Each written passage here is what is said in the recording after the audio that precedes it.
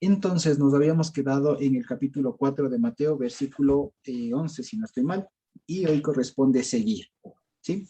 Entonces, miren ustedes que este libro de Mateo tiene sus virtudes y también sus complejidades. Sus complejidades porque Mateo pretende ir calzando escrituras de lo que conocemos como Antiguo Testamento con lo que pasó o pasó en torno a Jesús o lo que él hizo. Y esa es precisamente la virtud de Mateo, que precisamente va cuadrando, va haciendo encajar, por así decirlo, los hechos del Señor con pasajes de la Escritura que ya fueron anunciados, pero la complejidad que se da es que a veces no tienen mucho que decir o a veces citan de manera diferente. Y en el espacio que nos toca ver ahora, en las porciones que nos toca ver ahora, son un ejemplo de eso, pero que si le prestamos atención, eh, se entienden de manera más sencilla, ¿vale? Entonces, eh, podemos diferenciar el resto del capítulo 4, que está a partir del versículo 12 hasta el final, hasta el versículo 25, en tres secciones, como de pronto ya lo tenemos separado en nuestras Biblias por algún subtítulo, y es del versículo 12 al 17, del 18 al 22 y del 23 al 25. ¿Sí? Entonces, el evento inmediato anterior es el famoso episodio de la experiencia que tuvo el Señor con el enemigo, y habíamos visto precisamente que aquí el Evangelio precisamente identifica a alguien como el malo, como el Satán, como el diablo, como el que se opone, como el que acusa, ¿vale? Y digamos de esta manera, términos generales, lo que hace también, además de lo que ya hablamos de anterior ocasión, es identificar al enemigo, ¿sí? Identificar al enemigo. Y ahora, como ya se ha dado, imagínense ustedes, hasta aquí hemos visto, el Señor ha estado ya preparado, está ya listo para comenzar su trabajo activo, ¿sí? Se ha identificado al enemigo y ahora lo que corresponde es poner en marcha la cosa, poner en marcha lo que normalmente se llama el ministerio del Señor, la obra que él iba a hacer, ¿sí? Y vale siempre la pena recordar que si bien la Biblia no es, o los evangelios no son muy explícitos en los detalles de cada etapa de la vida del Señor, sí podemos ver a grandes rasgos que hubo un momento de preparación, por así decirlo, de crecimiento, de llegar a una plenitud, a una llenura, luego un momento de identificar al enemigo y después un momento de poner eso en práctica, ¿sí? Que nos puede servir para la vida. Y así comienza el versículo 12. Dice, cuando oyó Jesús, de Joshua, que Juan estaba preso, volvió a Galilea. Y aquí el evangelio de Juan, digamos de Mateo, es muy ligero al tema esto. Solo nos informa que como que si ya todos supiéramos por qué Juan estaba preso. Pero ahora la pregunta, y seguramente pocos de nosotros sabemos por qué Juan estaba preso. Pero Lucas, que se escribe tiempo después, como ya ha pasado más tiempo y la gente que está leyendo el Evangelio ya no lo tiene tan fresco, entonces lo tiene que refrescar. Y eso lo vemos en Lucas 3, al final del capítulo 3. Así que podemos ir un ratito para allá.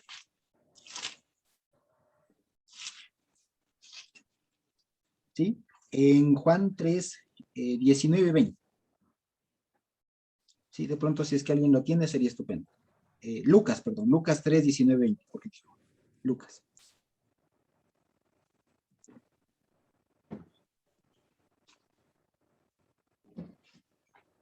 A ver, yo leo. Gracias, Camila. Entonces Herodes el tetrarca, siendo reprendido por Juan a causa de Herodías, mujer de Felipe su hermano, y de todas las maldades que Herodes había hecho, sobre todas ellas añadió además de esta, encerró a Juan en la cárcel. Vale, gracias, Carmita. Entonces, Lucas nos aclara por qué aquí es que Juan está preso.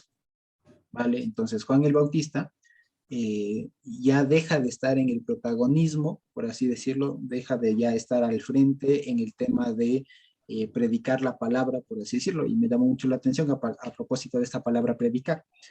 Y como él mismo diría en el Evangelio de Lucas, es necesario que él mengüe para que Yehoshua crezca. Así que la forma de él menguar incluso fue utilizado a través de esto, que él está en la cárcel, porque no pueden haber dos cabezas. Entonces, una vez que sale Juan de la escena, entra Jesús, ¿sí?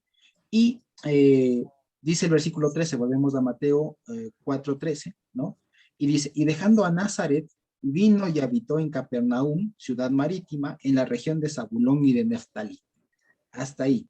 Entonces, miren ustedes, a veces esto es un buen ejercicio, y ahora les comparto la pantalla, porque si yo les pregunto a ustedes, dibújenme a Capernaum, o ubíquenme en el mapa a Capernaum, o ubiquemos en el mapa a Nazaret, y que nos digan ahí la ciudad marítima, y nosotros por mar nos imaginamos, en el caso ecuatoriano, nosotros no tenemos mares internos, tenemos el mar océano. Y a veces decimos, nos vamos al mar y nos vamos a la playa, pero en realidad es el océano, más que un mar como tal. Entonces, es bueno que veamos el mapa. Así que ahí les comparto un mapa, si me pueden confirmar que se está viendo, por favor. ¿Sí? Creo que ahora ya se ve. ¿Cierto? ¿Sí se ve? Ahora. Ya. Ahora se ve. Ahora sí se ve. Vale, listo. Entonces, miren ustedes, esta es la región de lo que es la tierra de Israel. El Mar Muerto, ¿ustedes sí ven mi mouse? ¿Sí? Vale. Entonces, el Mar Muerto, toda esta región de aquí es del río Jordán, el Mar de Galilea y más arriba lo que sigue el río Jordán y el Mar Muerto, el Mar Mediterráneo. Vale. Entonces, esta es la distribución de la tierra en la época romana. Por eso ustedes ven que hay regiones, Judea, Idumea, Samaria, Galilea, Decápolis, Perea, etc. ¿Vale? Entonces, voy a hacer un zoom y no se ve muy bien, pero, ¿qué dicen? ¿Vale?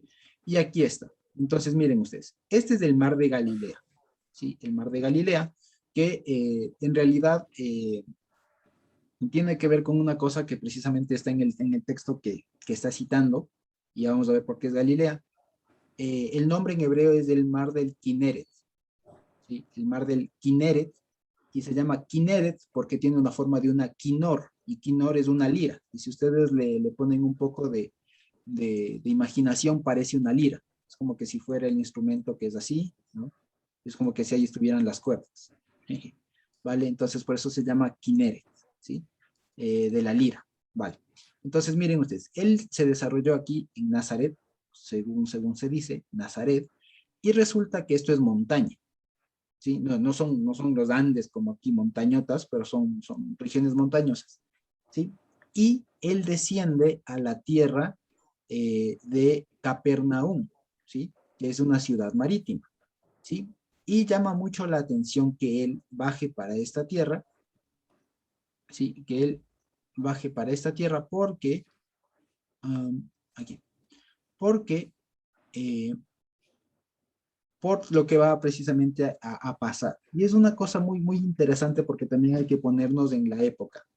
Y resulta que Jesús, a veces nos lo imaginamos como una persona muy, no sé, como muy solemne, pero llama mucho la atención la forma de ser de él, cómo es al menos descrito en su forma de actuar, y concuerda mucho con lo que sería una persona que ha crecido en la costa. Miren ustedes que las personalidades de una persona que crece en la costa, de una que crece en la sierra, son diferentes. Por lo general, los serranos somos un poco más cerrados, más introvertidos, mientras que los de la costa son más extrovertidos, ¿sí? Y él precisamente fue una persona costeña. Jesús fue una persona costeña, ¿sí? Y buscó a varias de las personas que eran, digamos, una de las cosas que él buscó eran personas costeñas, ¿sí? Y cuando dice que ellos estaban pescando, nos imaginamos del mar y a veces nos imaginamos no sé, una inmensidad como que si nosotros fuéramos a cualquier playa de nuestro país, ¿no? Y, y pensáramos que se van mar adentro, no mar adentro y hay todo lo demás, pero en realidad era el mar. Y no es muy grande este mar de Galilea, que había peces sí, pero no era tan grande la pesca, ¿sí? Entonces de Nazaret se va a Capernaum, ¿sí? Capernaum y Bethsaida, que son las dos ciudades que están al borde del mar de Galilea. Y dicho sea de paso, en toda esta región del Galilea, del mar de Galilea, toda esta región, es una región que hasta ahora se siguen encontrando restos de sinagogas y de pueblos de la época del primer templo, de la época del segundo templo, del primer siglo, quise decir. Es decir, que va a concordar mucho con lo que dice que él iba predicando en las sinagogas, porque no es que había un montón, digamos, no es que había como ahora que llegamos a un pueblo, y a propósito de lo que estuve de viaje, era muy, muy curioso y me llamaba mucho la atención, de que al pueblo que íbamos, por más pequeño que sea, había al menos 2 iglesias de diferentes denominaciones, pero había, como tuvimos que regresar en domingo, entonces aún en los pueblos más chiquitos en donde uno ni se imagina, los que quedan ahí son apenas caseríos, pero la gente ahí reunida y predicando y demás. Entonces, no es como ahora, que donde quiera que vayamos había, sino que cuando habla de las sinagogas, como vamos a ver más adelante, eran que habían en los diferentes poblados, ¿sí? Entonces, en esta región precisamente se han encontrado muchas, muchas sinagogas de esa época y concuerda con el relato, ¿vale? Entonces, nada más esto era como para que tengamos en mente el ámbito geográfico en lo que se va a dar, para que de pronto nos centremos más y veamos en qué ámbito se dio, y que las personas que dicen que eran pescadoras no nos imaginemos los que están en buques o cosas por el estilo, sino una pesca que digamos que era para vivir y nada más, ¿sí? Vale, eso hasta ahí, ¿sí? Entonces, si necesitamos el mapa, les vuelvo a compartir. De acuerdo. Entonces dice, dejando Nazaret, vino y habitó en Capernaum, ciudad marítima, en la región de Zabulón y Neftalí. Vale, entonces aquí hay que hacernos otra pregunta, ¿y eso en dónde queda? Y si nos preguntamos, la región de Zabulón y Neftalí, sabemos que fueron 2 de las tribus, pero ¿y dónde queda eso? Entonces, vale de nuevo que compartamos. Es el mismo mapa, ¿no? Es el mismo mapa, la misma región geográfica, pero nada más que aquí nos ilustran cómo ha sido la de siempre distribución de las tribus. Y miren ustedes, si me acerco al mar de Galilea, ¿no es cierto? La región de Zabulón y de Neftalí, resulta que están cerca del mar de Galilea. Y Zabulón precisamente es donde más o menos estaría Nazaret, y Neftalí es donde estaría Capernaum y toda la región donde comienza a predicar el Señor. ¿Sí? Así que, por así decirlo, concuerda. Vale, entonces dice, y dejando a Nazaret, vino y habitó en Capernaum, ciudad marítima, en la región de Zabulón y de Neftalí, para que se cumpliese otra vez lo dicho por el profeta Isaías cuando dijo, y una vez más siempre tenemos que estar en cuenta y tenerlo muy presente, que cuando el escritor de Mateo dice, como dice el profeta Isaías, esto nos enseña o nos debe dar las luces de que está dirigido a personas que ya sabían estos textos, que no es para una persona nueva, ¿sí? Porque aquí vaya usted a buscar en qué capítulo y en qué versículo está eso. Y si no fuera porque de pronto en nuestras Biblias está con una notita al pie en donde dice, nos tocaría leer, por así decirlo, buena parte del libro de Isaías para encontrar dónde está ese versículo, ¿no es cierto? Entonces, una vez más, con esto de paso, vemos que este libro, este Evangelio de Mateo, era dirigido precisamente a personas que ya conocían, personas que no eran neófitas, como se dice, personas que no eran nuevos, ¿sí? Entonces dice, y les voy a pedir que de pronto alguien tenga, si tienen de pronto en alguna otra versión, ¿sí? De pronto con alguna otra versión que no sea la Reina Valera, lo que quiero decir, alguien que tenga tanto la versión de la Reina Valera como de alguna otra versión, si podemos verle, la parte de Isaías capítulo 9, versículo 1 y 2, ¿sí? Que que alguien lo tenga listo por ahí, preferentemente en alguna otra versión que no sea la Reina Valera para ir cotejando, ¿vale? Entonces, en Mateo dice así, se fue a las regiones de Neftalí y de Zabulón para que se cumpliese lo dicho por el profeta Isaías cuando dijo, y dice el 15 y el 16 en Mateo 4.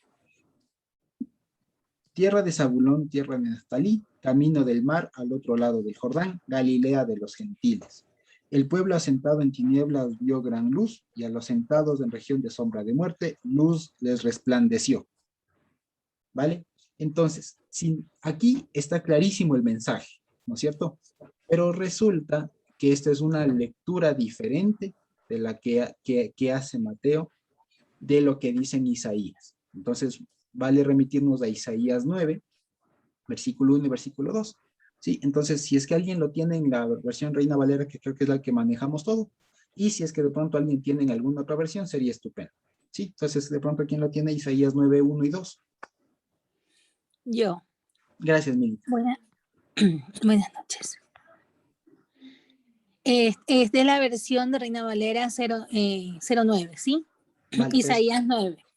Aunque no será esta oscuridad tal como la aflicción que le vino en el tiempo que livianamente tocaron la primera vez a la tierra de Zabulón y a la tierra de Nectalí. Y después cuando agravaron por la vía de la mar, de esa parte del Jordán en Galilea de las gentes. Ese es y el el 2. versículo 1. Ajá. El pueblo que andaba en tinieblas vio gran luz. Los que moraban en tierra de sombra de muerte, luz resplandeció sobre ellos. Vale, muchas gracias, Mirita. Y no sé si prestaron atención, digamos, si lo pudimos ver ahí, ¿no es cierto? La diferencia que hay en este versículo en torno a la traducción que tenemos en la Reina Valera. ¿De pronto alguien lo tiene en la Reina Valera que todos tenemos? ¿De pronto alguien lo tiene?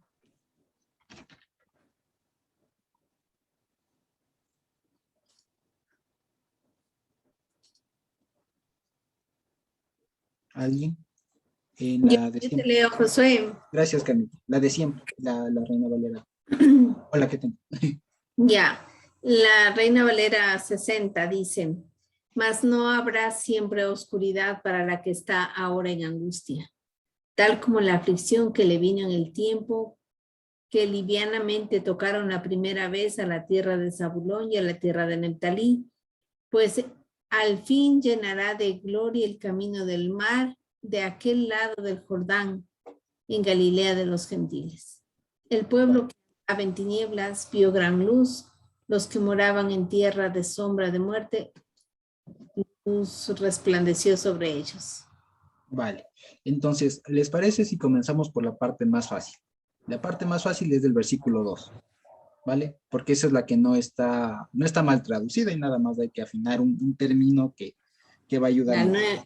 no va. Exacto, no. Entonces, el versículo 2 dice literalmente, pueblo caminante de o caminante en tinieblas, ¿sí?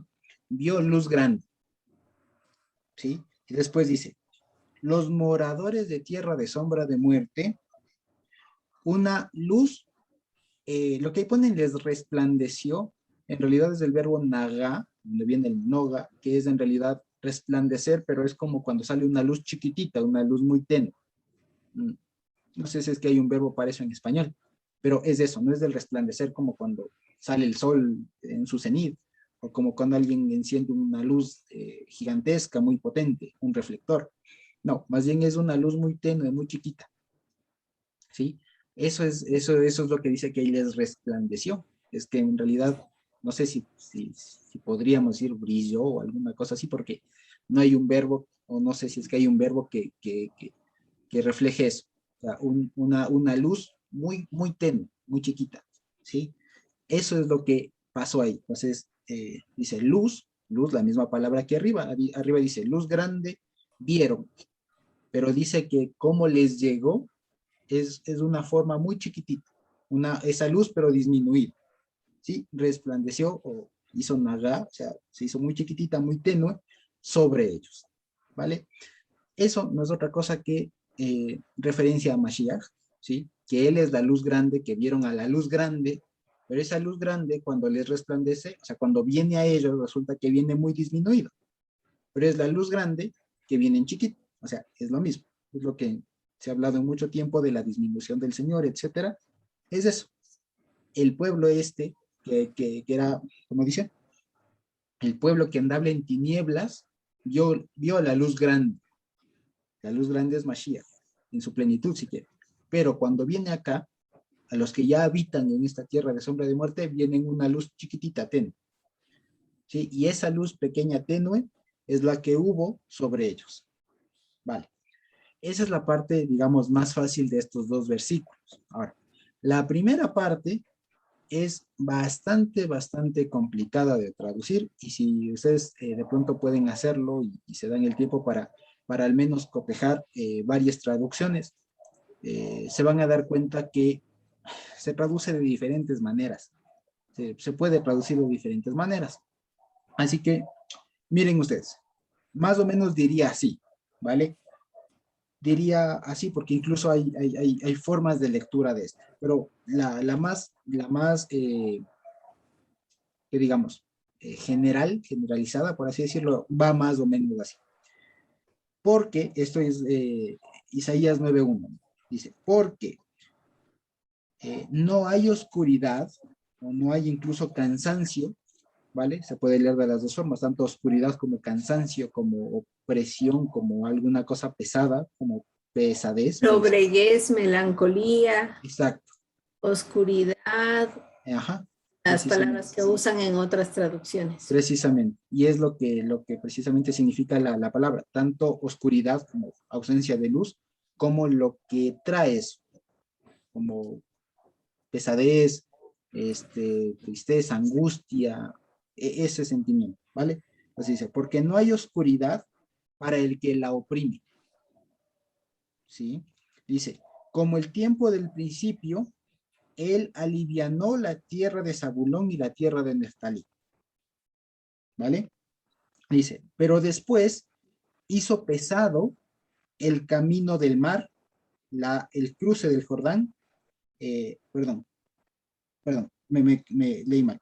Él alivianó la tierra de Zabulón y la tierra de Neftalí, pero después hizo pesado el camino del mar, el cruce del Jordán, y ahí no dice Galilea, dice Gelil Agoim, es decir, el Gelil de los gentiles, ¿sí?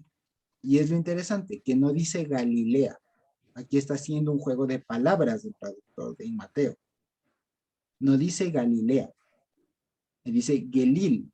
Gelil está como en una forma de sustantivo, si ustedes quieren. Y Gelil viene del mismo verbo, Gilul, que si ustedes se acuerdan de las porciones de Deuteronomio, que se acuerdan que dicen que no caerán en sus Gilulim, que eran los que envolvían. Si estos tótems o estos ídolos que envolvían, los Gilulim. Entonces dice, el camino del Jordán, el Gilul de los gentiles. Y resulta que le llamaron antes de que se llame Galilea, por el mar de Galilea, se llamaba Gelil, porque era lo que rodeaba el mar, lo que envolvía el mar, y porque a la gente le gustaba mucho eso. Entonces, por eso se llama Gelil de los Goim, Gelil de los gentiles. Pero como decir Galilea, Galilea, no dice. ¿Sí? En Isaías no debería decir Galilea de los gentiles, porque para la época creo que no se llamaba como tal Galilea, ese es un nombre más moderno, o sea, de la época de Jesús, por ahí de los romanos, ¿vale? Entonces, punto 1. Punto 2, sin hacernos mucho lío, las interpretaciones que le suelen dar a este versículo habla precisamente de una profecía, si ustedes quieren, como de restauración previa a venir a Mashiach. ¿Por qué? Porque la tierra de Neftalí de Zabulón fueron las que en el momento de la deportación, fueron tratadas de manera liviana. Ahí de hecho aparece la palabra kalal, ¿no? En una forma conjugada que es de alivianar, ¿sí? Hacer liviano. Entonces, lo que muchos interpretan es, ahora el pueblo está afligido, pero ya no tanto como los primeros, ¿sí? Además, ahora vendrá otro que va a ser pesado el camino del mar. Pero llama la atención que en Mateo parecería que se omite toda esa información de la primera parte del versículo y simplemente usa lo final, ¿no? Usa la parte final del versículo 1 para decir, tierra de Neftalí de Zabulón, tierra del camino del mar y del Jordán, pueblo que habitaba en luz y tierra que habita, y pueblo y habitantes del valle de sombra de muerte le resplandeció gran luz. ¿Sí? El mensaje en Mateo está claro, lo que está diciendo es la gran luz que anunciaba Isaías, es Mashiach, es Jesús, es Cristo, ¿vale? Eso se entiende, pero cuando precisamente la complejidad viene cuando queremos empatar, digamos, o queremos armonizar lo que dice Isaías, todo el texto de Isaías, con lo que finalmente termina diciendo Mateo. Ese es el problema, por decirlo así. Entonces es un problema un poco complicado. Pero, por otro lado, se ve también que el autor de Mateo sabía y estaba al tanto de lo que en realidad se podía hacer, digamos, o se podía entender a partir de este versículo. Porque si seguimos leyendo, resulta que más abajito, ¿no es cierto? En el versículo 6, está precisamente ese versículo que dice que un hijo, un niño, un parido, un yeled, dice, un yeled nos es nacido, nos es parido, ¿no? Hijo nos es dado, ¿sí? Y el principado sobre su hombro y se llamará su nombre, admirable, consejero, Dios fuerte, Padre de la eternidad y príncipe de paz. Vale, entonces está previo a eso. Entonces, sin hacernos mucho lío, ¿sí? Sin hacernos mucho lío y sin confundirnos mucho, lo que se quiere decir es que Mateo trae a colación ese pasaje una vez más, como nos hemos dado cuenta, que cuando Mateo cita un versículo, no es tanto porque está haciendo el énfasis en ese versículo de Isaías, sino por lo que viene después o por el contexto en el que está ese versículo. ¿Sí? Así que se acuerdan cuando decía, ¿no? Porque de Egipto llamé a mi hijo, y en realidad era el tema de las tribus que estaban perdidas y todo lo demás. Vale, entonces lo mismo está haciendo aquí. Sí, lo mismo está haciendo aquí. No es tanto como que para que vean, como a veces se dicen, ¿no? Las escrituras se están cumpliendo, entonces como que ahí está clarito. No, parecería que la intención de Mateo en realidad es citar algún versículo que remita a esa parte de la profecía para que nos interesemos por leer lo que sigue y lo que estaba antes, de tal manera que lo que va a hacer referencia siempre es a profecías, por así decirlo, o anuncios mesiánicos. Y en específico, en este caso en específico, va a ser el anuncio de que Él es esa luz tenue, esa luz grande, y que vino en un momento en el que el pueblo estaba en oscuridad. ¿Sí? Y lo interesante es que lo sitúa cerca del mar. ¿Sí? Entonces, es un lenguaje muy, muy técnico, porque dice, la luz grande va a venir en un momento en donde la gente va a estar situada cerca del mar. Y esa gente va a estar en oscuridad. Y si la gente está en oscuridad y cerca del mar, lo que se necesita es luz y gente que sepa, y alguien que sepa administrar lo que hay en el mar. Y lo que hay en el mar son peces, ¿vale? Por eso es que comienza llamando primero a sus 4 discípulos, como ponen aquí, que son precisamente pescadores. Entonces, no sé si es que me hago entender. Lo que quiero decir es, cuando Mateo cita una parte de la escritura, no tenemos que fijarnos exclusivamente en ese versículo que se cita ahí, como para decir, miren, clarito está, que se puede entender, sí, pero el énfasis o la intención de Mateo es que nos interesemos por ver todo el contexto de lo que rodea o que rodea a ese versículo que citó, de tal manera que nos enteremos que en realidad lo que está diciendo es, ya llegó en este caso de este pasaje de Mateo 4:12 en adelante, es de Mateo 14:15, es que Yehoshua es la luz grande que vino en un momento en donde la tierra, el pueblo, estaba en oscuridad, y que ese pueblo estaba cerca del mar, ¿no? Y que él iba a ser esa luz que les resplandeció muy tenue, sí, que salió muy tenue. Y que si seguimos leyendo la parte de Isaías, va a decir, él es ese niño, ese Yeled, ese parido, ese subordinado, que fue nacido. Él es, ¿sí? Entonces, eso es lo que más que nada tenemos que digamos, tenerlo bien presente, ¿sí? En cuanto a Mateo, en cuanto a la forma en cómo se cita Mateo, que es el que más tiene esta dinámica, ¿no? Para que se cumpla la escritura, para que se cumpla la escritura, ¿vale? Y me llamó mucho la atención lo que sigue. Entonces dice el 17, y desde entonces comenzó el Señor a predicar. Y aquí viene precisamente el tema de predicar, y parecería, ¿no? Y aquí precisamente parecería que con Jesús y con Juan el Bautista antes comienza este tema de la predicación. Y ahí la pregunta, ¿qué es predicar? ¿Qué es predicar? ¿Alguien que se le ocurra algo? ¿Qué es predicar? Como anunciar, como es hablar, no sé. Son de esas preguntas que como sabe decir, algún físico dijo, ¿no? Respecto del tiempo. Dijo, cuando le preguntan qué es el tiempo, dicen, el tiempo es eso que si no me lo preguntan, sé qué es. Pero cuando me preguntan, cuando quiero decirlo, ya no sé qué es. Es una cosa así. Entonces, todos lo sabemos hasta que nos preguntamos qué es. Todos sabemos qué es predicar hasta que nos preguntan qué es y decimos, bueno, no sé.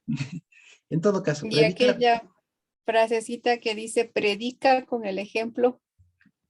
no estoy seguro si es que sale en la Biblia, pero creo que es una buena cosa, pero vamos ahí.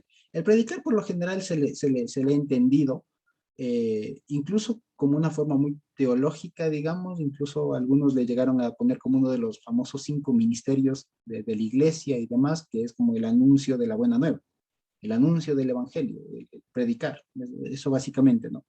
Incluso, incluso hay juegos de palabras que se hacen con eso. Pero más allá de eso, me llamó mucho la atención, porque aquí parecería que se rompe, y es una de las palabras que si bien es una actividad que hay que hacer, pero rompe el uso de esta palabra, o el mal entender esta palabra, rompe la continuidad que ha habido antes en el Antiguo Testamento. ¿Por qué? Porque no encontramos el verbo predicar en el Antiguo Testamento. ¿O sí? Como tal, no lo encontramos. ¿O se acuerdan de pronto ustedes de algún personaje que la traducción diga, fulanito predicó? Creo que de Jonás, ¿no? Ve y predica, creo que le dice.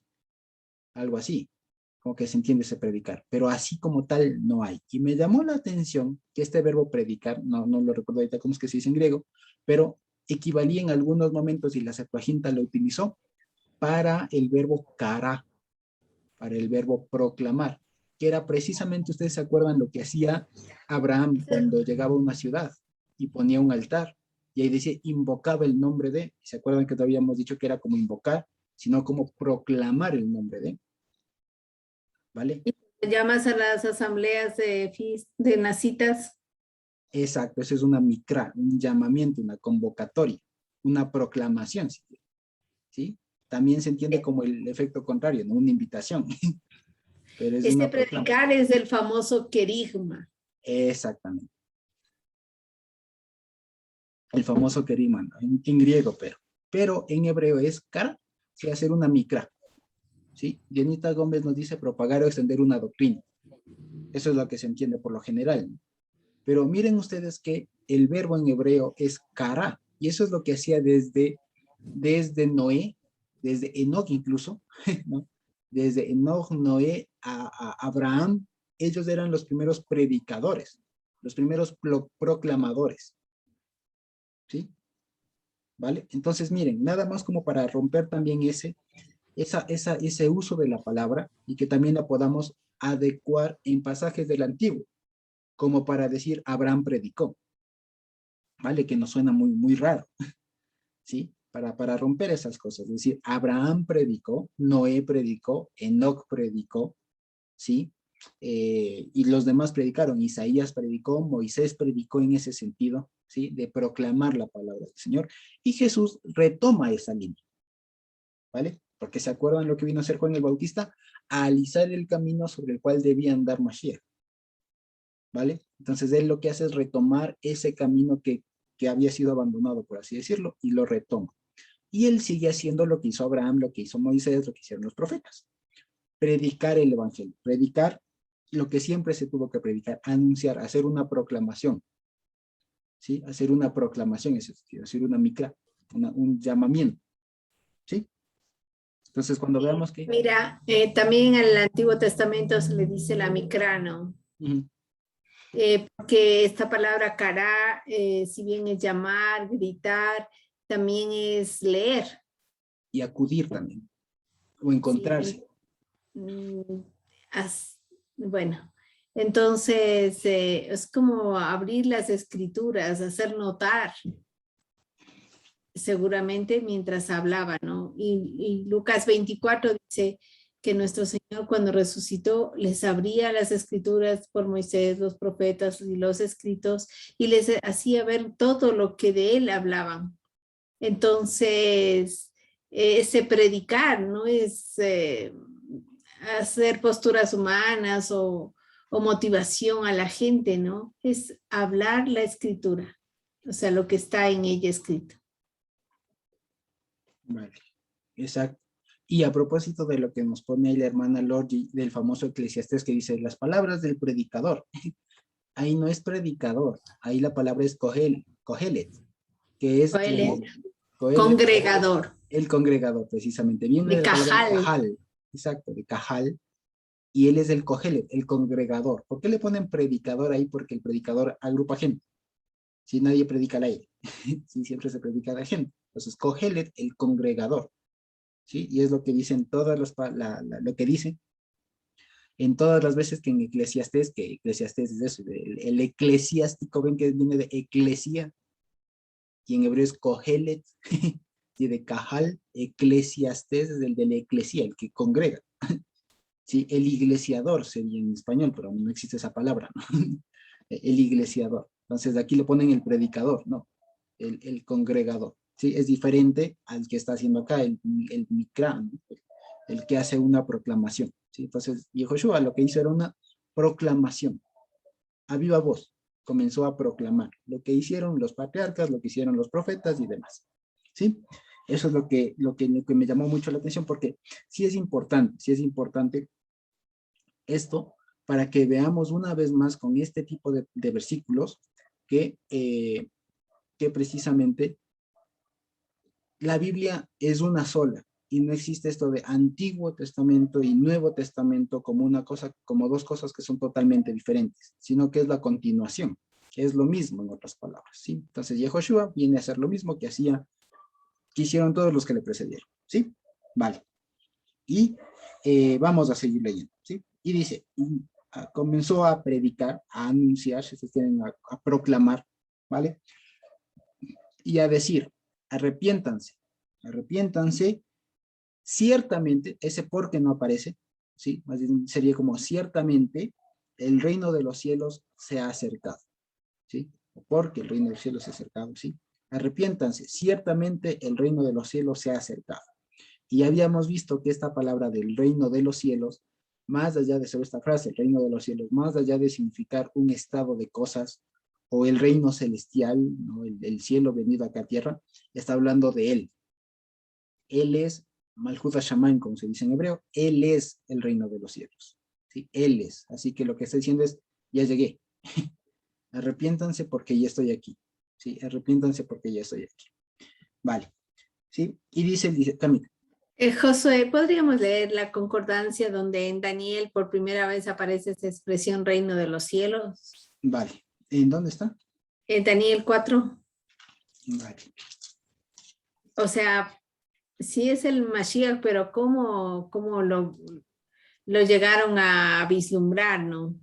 Entonces, a raíz del sueño que tiene Nabucodonosor, de aquella piedra que cae sobre la estatua de oro, de cabeza de oro, de brazos ¿de qué eran los brazos?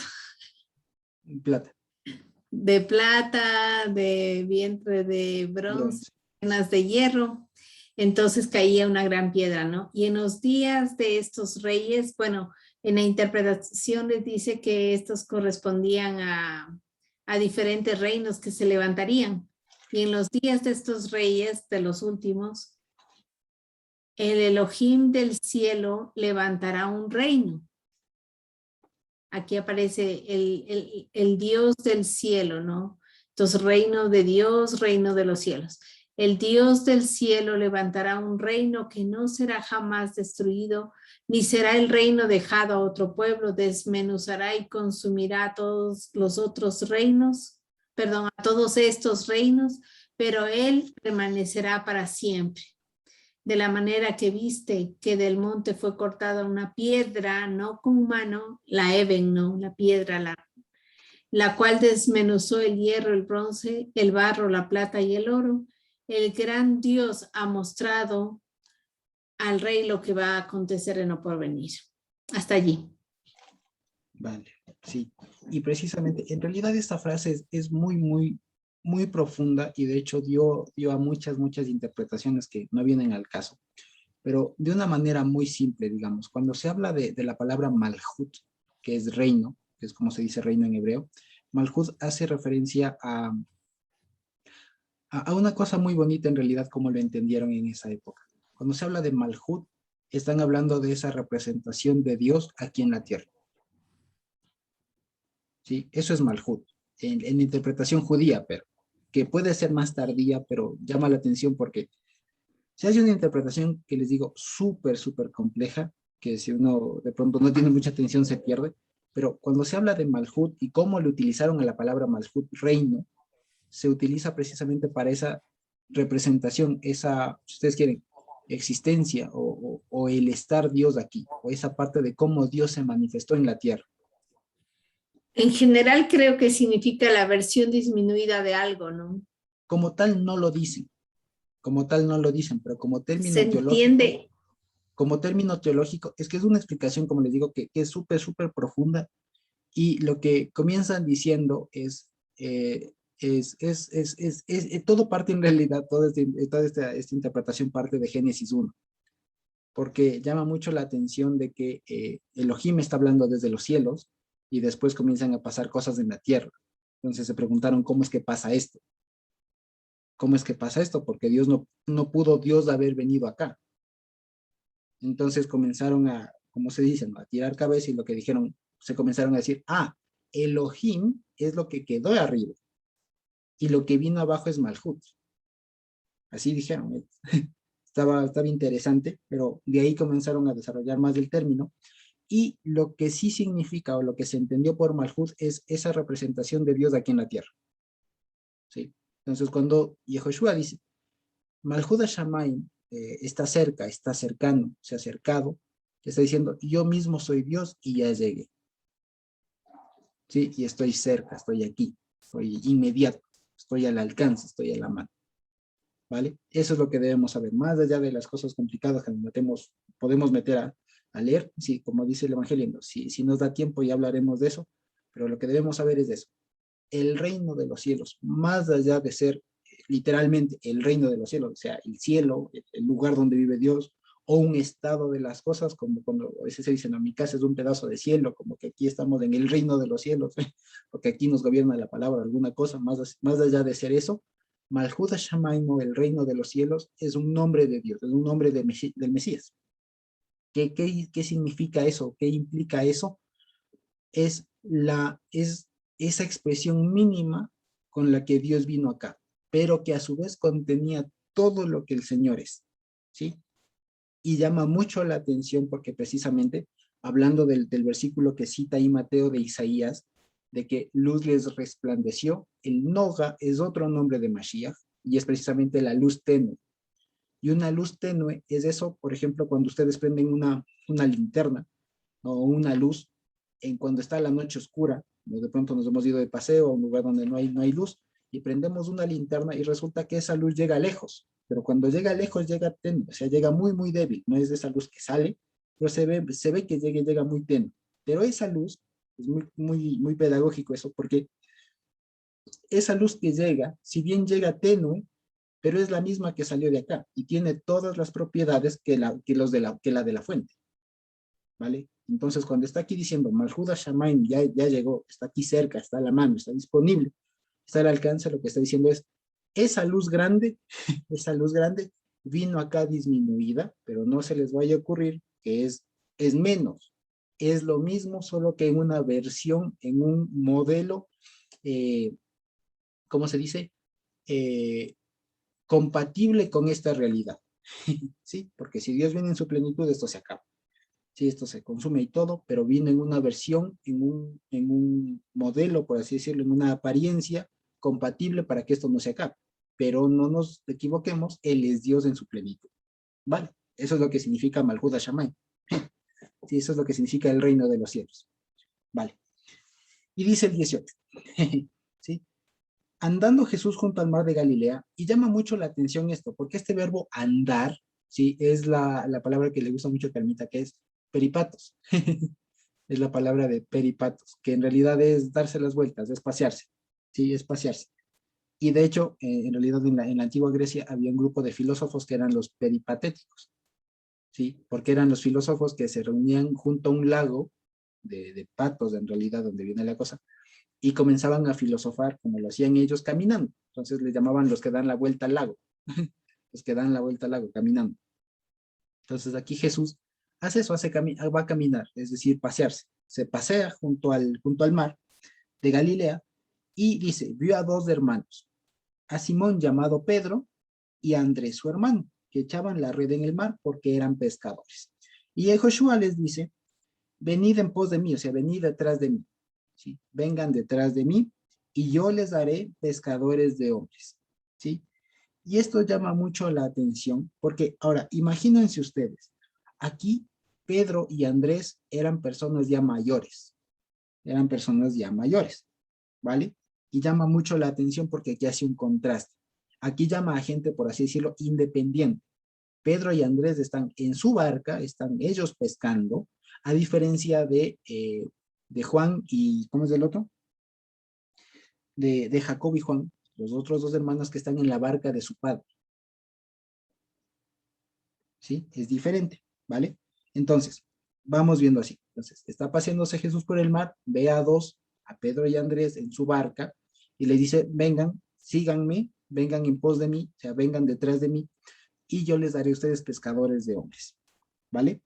Y después dice, pasando de allí, vio a otros dos hermanos, a Jacobo, hijo de Zebedeo, y a Juan, su hermano, en la barca con Zebedeo, su padre. Es decir, estos no eran independientes, estos eran jóvenes, ¿sí? En la barca con Zebedeo, su padre, que remendaban sus redes y los llamó. Y ellos, dejando al instante la barca y a su padre, le siguieron. Vale. Y aquí había algunas cosas que quería compartir. La primera es que estas personas, y a propósito de lo que habíamos visto con Rebeca y con Raquel, ustedes se acuerdan que habíamos dicho que estas personas fueron llamadas precisamente porque tenían que experimentar eso de dejar a su padre, a su tierra y a su parentela a la tierra que Dios les iba a mostrar. Pues llama mucho la atención porque aquí les dice algo parecido. Les dice, vengan en pos de mí. Y ellos ahí dice que inmediatamente dejaron a su padre, en el caso de Jacob y de Juan. Dejaron a su padre, dejaron sus redes y le siguieron. Y eso tranquilamente equivale a lo que significa el deja tu tierra y a tu parentela. Es decir, deja tu sistema económico y la creencia que tus padres tienen. ¿Sí? Y siguen. Y eso equivale a la tierra que yo te mostraré. ¿Sí? Entonces llama mucho la atención. Y a propósito de los pescadores, que es muy común relacionar esta frase que Jesús les dice de vengan conmigo y yo les daré pescadores de hombres, es muy común relacionarlo con el pasaje que está en Jeremías 16:16, ¿no?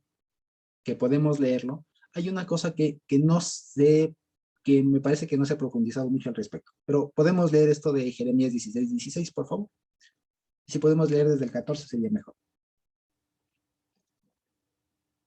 ¿Sí? Jeremías 16:14 hasta el 16, si es que alguien lo tiene, por favor.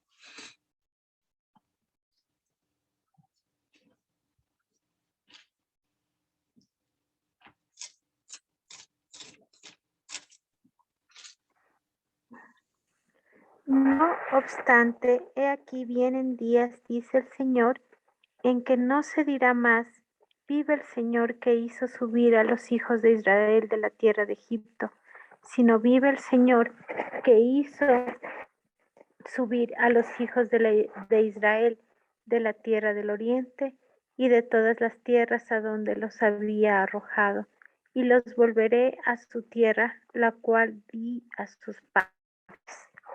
El 16. He aquí, perdón, a ver, el 16, ¿cuál me dijiste? Perdón. El siguiente, el 16:16. Ajá, el 7 ya lee, 16:16.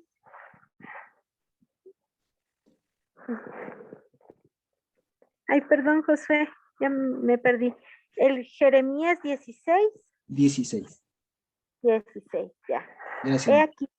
He aquí, yo envío muchos pescadores, dice el Señor, y los pescarán, y después enviaré muchos cazadores, y los cazarán por todo monte, y por todo collado, y por las cavernas de los peñascos. Vale, gracias, Nati. Ese- Entonces, gracias. Vale, entonces, es muy común, digamos, relacionar, pues sí, relacionar estos dos versículos, este pasaje de Mateo, cuando le dice, vengan en pos de mí, yo les daré pescadores de hombres, ¿no? Se relaciona mucho con esta parte de Jeremías, porque hablando de la gente que estaba perdida, ¿no? De las tribus perdidas, de los gentiles, etcétera, dice Dios que va a mandar pescadores. Entonces, como aquí escoge pescadores y le dice que va a ser pescadores de hombres, entonces concatenan las profecías. Pero el asunto es una cosa que está implícito tanto en la caza como en la pesca, y es una cosa. ¿Qué se hace con el pez? ¿O qué le pasa al pez una vez que es pescado? Se muere, se Exacto, muere. Ujú. exacto. Entonces, eso está implícito ahí y me pareció súper lógico verlo, ¿no? Y cuando él dice, les daré pescadores de hombres, no es para que siga viviendo el pescadito igual como estaba en su hábitat. De hecho, le sacan de su hábitat al pez. Si nos damos cuenta de lo que implica esto de la pesca, porque a veces es muy bonito, ¿no? Ven, te haré pescador de hombres. Entonces, no sé, se romantizó mucho, ¿no? Pero en realidad, no sé si hemos tenido la oportunidad de pescar, si hemos tenido la oportunidad de pescar y de ver cómo literalmente se les pesca, sea con anzuelo o con red. Con red es más complicado en realidad, porque se pesca en combo, digamos, en conjunto.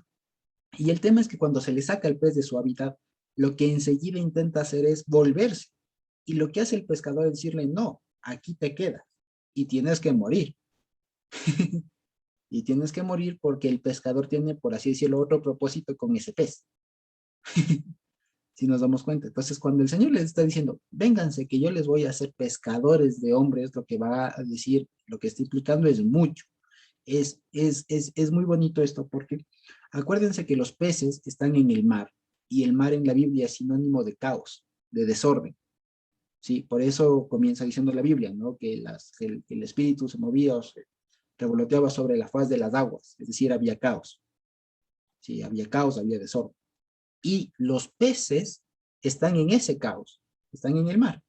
Y cuando les dice, ustedes van a pescar hombres del mar, ustedes van a ser pescadores de hombres, entiéndase, ustedes van a sacar a peces, a gente de ese hábitat.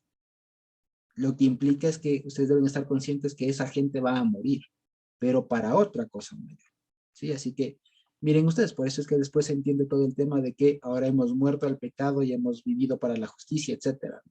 Entonces se entiende eso, porque somos peces y hemos sido pescados para eso. Si nos pesca el Señor no es para que sigamos y anhelando volvernos al agua, ¿no? No, es para pescarnos, para morir y estar en las manos del pescador. ¿Sí? Vale.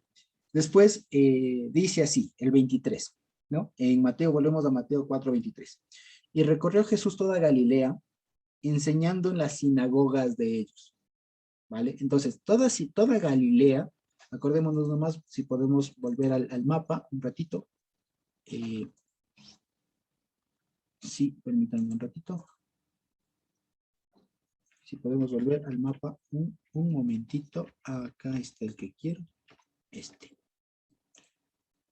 Aquí está. Entonces, ahora les comparto el mapa. Entonces, volvemos de aquí, ¿no? Volvemos aquí al mapa, ¿sí? Y este es cómo se estaba dividida la tierra de Israel en la época de Herodes, precisamente, ¿no? Herodes. Y miren ustedes, dice, entonces recorrió Jesús toda Galilea, enseñando en las sinagogas de ellos. Y miren ustedes, Galilea es toda esta región. Toda esta región. Así que ahí, precisamente en esta región de Galilea, se han encontrado un montón de sinagogas de esa época. ¿Sí? Así que no solo estuvo en esta zona cerca al mar, sino que en toda Galilea, dice. Y llama la atención lo que sigue diciendo. ¿Sí? Dice, y predicando, otra vez, anunciando, proclamando el evangelio, ¿sí? Del reino y sanando toda enfermedad y toda dolencia en el pueblo. Dice el 24. Y se difundió toda su fama por toda Siria. Ahora, si nosotros vemos así Siria, como hay un país ahora en pleno siglo XXI, año 2021, que se llama también Siria, entonces pensamos que es arribísimo, pero no, miren aquí, la provincia de Siria está adyacente a la provincia de Galilea. Si nos damos cuenta, entonces había varias Sirias ahí, ¿no? Para que no pensemos que es la península de Anatolia, los de arriba, ¿no? No, la provincia de Siria estaba aquí, cerquita, ¿sí? Y en el Evangelio de Lucas nos va a decir que también venían de Decápolis y de todas las regiones, de Samaria y todas las regiones, ¿sí? Venían de Judea, venían de acá también. Entonces venían de toda la gente, de toda esta región. Se difundió su fama, como dice en otra parte, en toda la región de Siria. Es decir, en regiones incluso lejanas o ya que no eran parte de la tierra de Israel. ¿Sí? Y dice, y le trajeron todos los que tenían dolencias, los afligidos por diversas enfermedades y tormentos, los endemoniados, lunáticos y paralíticos, y los sanó. Y le siguió mucha gente de Galilea. Entonces miren aquí, precisamente. Galilea, de Decápolis es todo esto, de Jerusalén está acá abajo, acá abajo está, aquí está Jerusalén, ¿sí? De Jerusalén, de Judea, que Judea era toda esta región, ¿sí? Y del otro lado del Jordán, y del otro lado del Jordán está hablando de toda esta región de aquí, ¿sí? Entonces, básicamente, está diciendo todo el pueblo de aquí conoció del Señor Jesús, y era muy conocido precisamente por esto.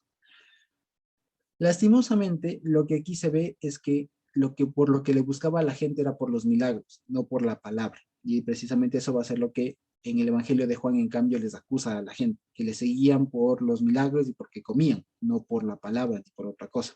Entonces, en todo caso, ahora estamos más ubicados en esto. Vale también la pena decirlo, que aquí la tierra de Israel, en donde había dominio judío, estaba dividido. Una parte era aquí Judea, y la otra era parte aquí Galilea. ¿Sí? Pero en este centro, lo que es Samaria, aquí no había muchos judíos. ¿Sí? Y llama mucho la atención que después Jesús, como relata el Evangelio de Juan, haya pasado por Samaria.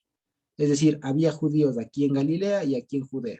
Pero aquí en la mitad, en Samaria, casi que no había. Era como que territorio, como que si no fuera, como que si no fuera de ellos. Es muy curioso. Y resulta que Jesús en sus múltiples viajes tuvo que haber pasado por aquí, muchas veces. ¿Vale? Entonces, eso con el Evangelio de Mateo hasta ahora, ¿sí? Entonces, no sé si es que hay preguntas o comentarios.